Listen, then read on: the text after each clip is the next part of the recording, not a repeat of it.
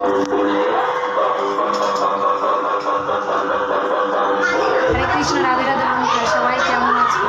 দেখো আমাদের পুজো তো রেডি হয়ে গেছে। ভোগে কী কী রান্না হচ্ছে সেগুলো কাকা তোমাদের দেখিয়েছি। আমাদের ভোগে হবে 7-8-9 রকম ভাজা, তারপর একটা লাবড়া, তারপরে চালু ফুলকপির তরকারি, চাটনি, পায়েস, লুচি, অনেক কিছু যেগুলো হয়, সাদা অন্ন, গোবিন্দভোগের,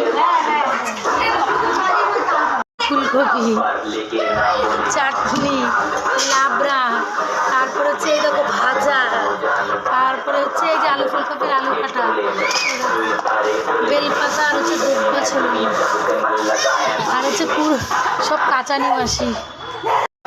হতে থাক, তোমাদেরকে সব শেয়ার করি।